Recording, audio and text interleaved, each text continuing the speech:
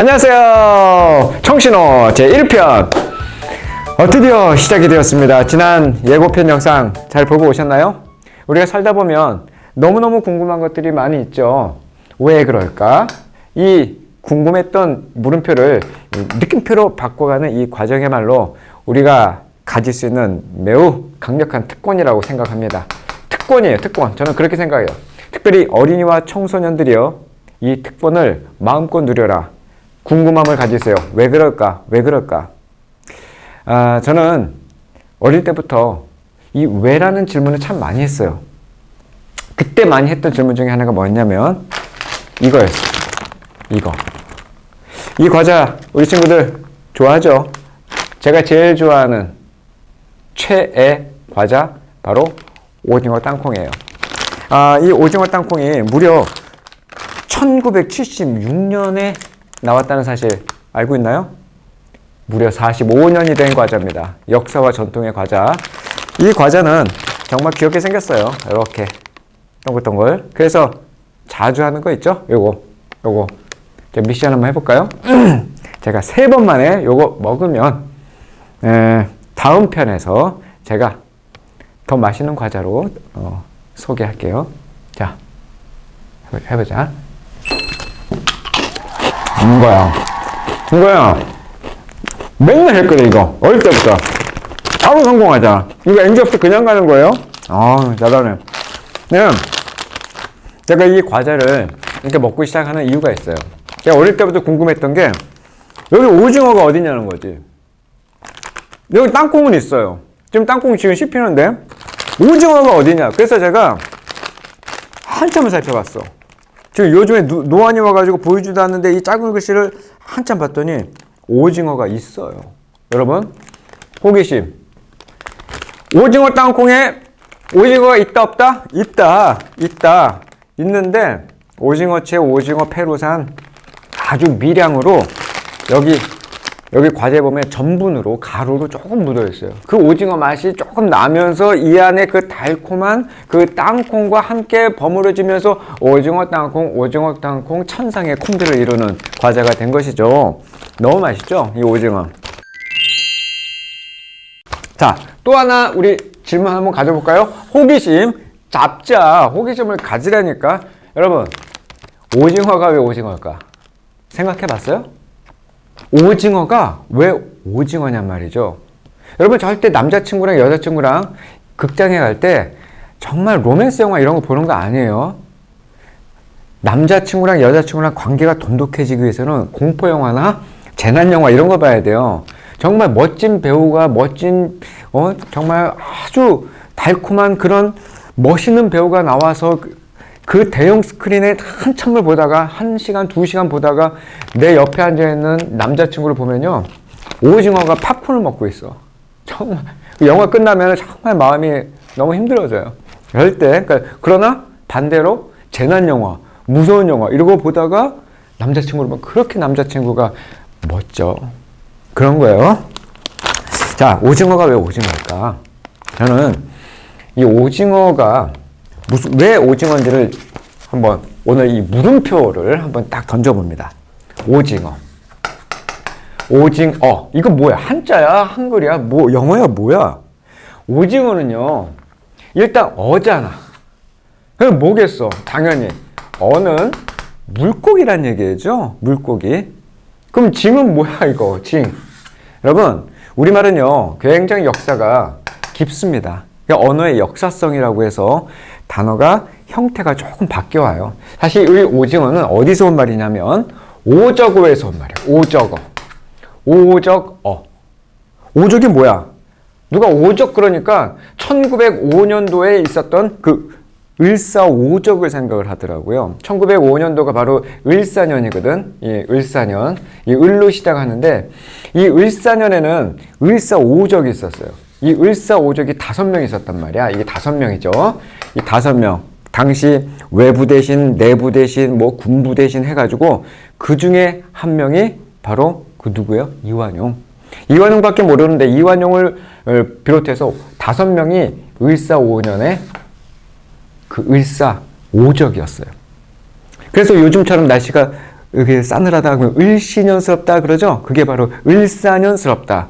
나라를 빼앗긴 그 주권을 빼앗긴 그 처절했던 그 사람들의 마음이 을사년스럽다. 거기서 온 말이거든요. 당시 나라를 뺏기고 주권을 빼앗기고 청일전쟁, 러일전쟁 이후에 이 을사오적이 나라를 이또 히로부미에게 넘기면서 온 나라가 그냥 주권이 없어져 버리니 어떻게 되겠어요? 그래서 당시 장지연이라는 사람이 신문 사설에다가 시리아 방송 대곡 같은 걸 써서 사람들이 막 통분을 하고 국민적 통분이 일어나고 막 그랬잖아요. 어쨌든 그 을사오적 그것이 아니라 오징어는 그거랑 상관없어요. 그거랑 상관없고 오히려 이 오가 중요한 거야. 이 다섯이 아니라 바로 이거예요. 이거. 우리 친구들 이게 무슨 글자일까? 세조자? 아니죠. 세조자는 여기에 이게 들어가지, 이거. 이게 들어가잖아. 근데 이거 없어요. 이게 바로 까마귀 오. 까마귀 오예요. 까마귀 오. 까마귀 오. 근데 오징어랑 까마귀랑 무슨 뜻이야? 여러분 혹시 조선시대 때 실학자 중에 정약용이라고 하나요? 정약용의 형이 있어요. 그 정약용의 형이 정약전이에요. 정약전.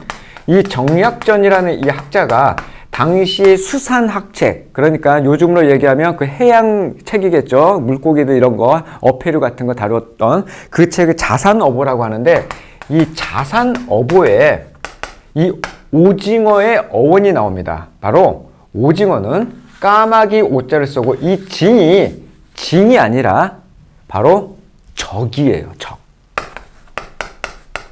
적. 에너미. 그러니까 완전히 적군이란 얘기지.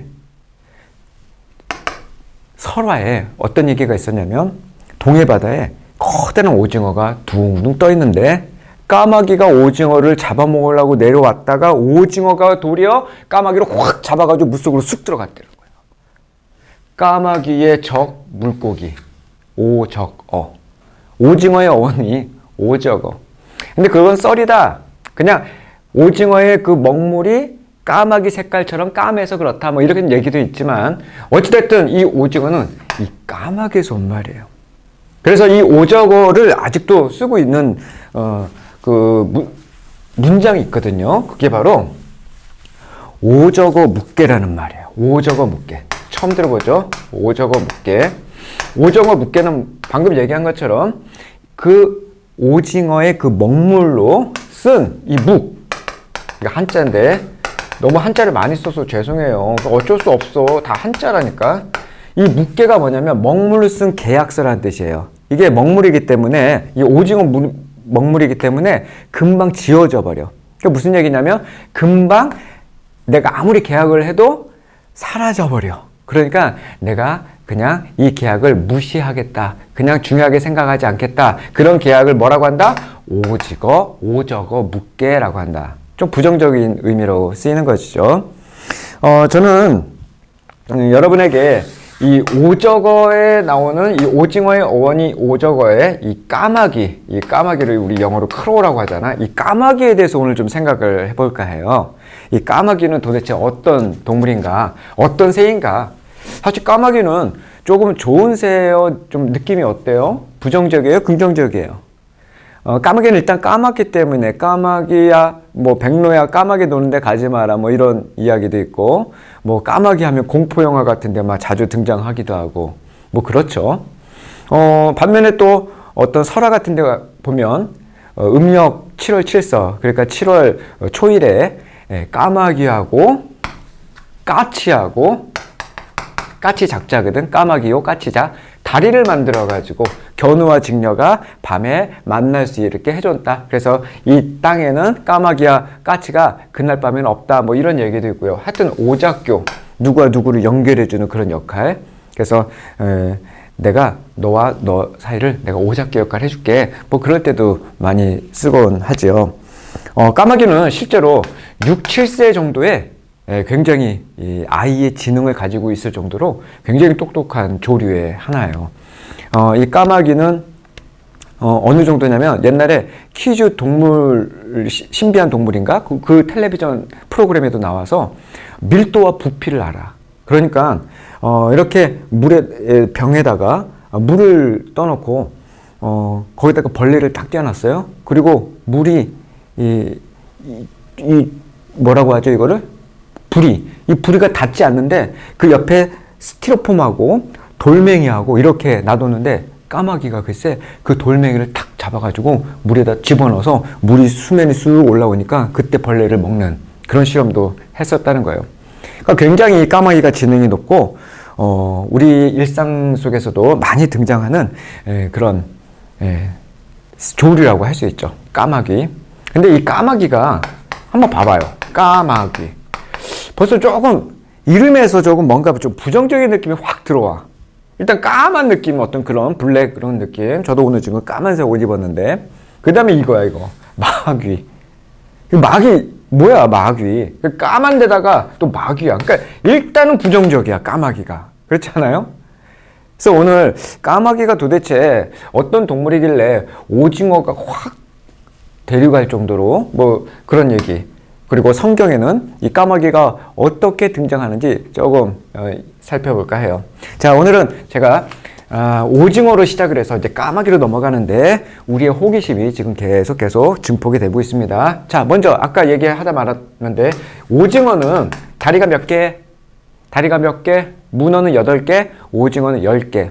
그런데 사실 오징어도 8개래요. 근데 옆에는 초관이라고 해가지고 이걸 다리로 볼지 안 볼지에 따라서 다리로 치면 10개 아니면 8개라고 하는데 이 오징어나 이 문어나 이 낙지처럼 이 대가리가 욕이 아니에요. 동물한테는 대가리라고 하는 게 맞아요. 사람한테는 하면 안 되지만 대가리에 다리가 바로 달려있는 거 이것을 두 종류라고 해요. 두 종류. 이거 머리 두자 다리 족자에서 이런 애들을 두 종류라고 그래. 알겠죠? 우리는 뭐예요? 포유류는 뭐예요? 엄마 젖을 빨아먹고 사는 거고 파충류 다 알죠? 이 두 종류야. 이런 오징어나 문어나 낙지가 사실 우리에게는 굉장히 친숙한 그런 생선이긴 한데 이 생선을 좋아하는 이 조류, 특별히 이 까마귀에 대해서 오늘 좀 이야기를 해볼까요?